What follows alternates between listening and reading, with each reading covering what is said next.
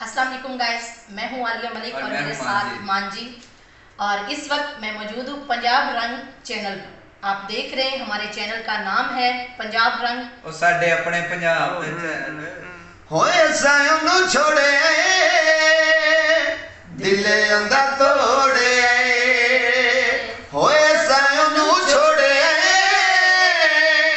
दिले अंदर तोड़े ओ बेवफा ने ओ सी बेवफा साडी मजबूरी आई छोड़ना जरूरी आई होए साडी मजबूरी आई छोड़ना जरूरी आई ओ बेवफा नहीं ओ असी बेवफा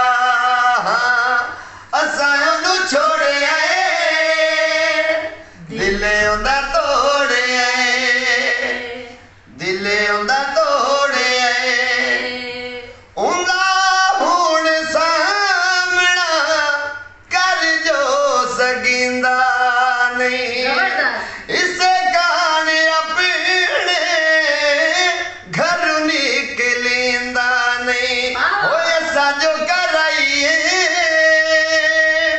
ओंदी चलाइए ओ बेवफा नहीं ओ असी बेवफा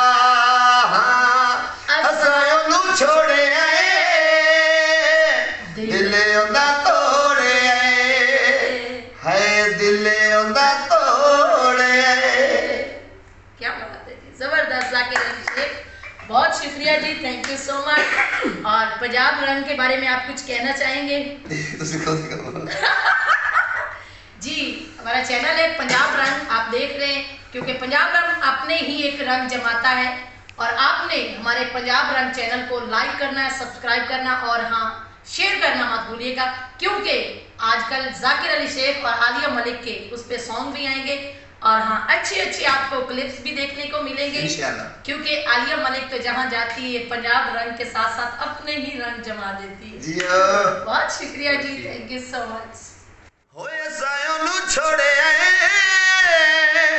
दिले ओंदा तोड़े ओ बेवफा नहीं ओ सी बेवफा साडी मजबूरी आई छोड़ना जरूरी आई हो साडी मजबूरी आई छोड़ना जरूरी आई ओ बेवफा नहीं ओ असी बेवफा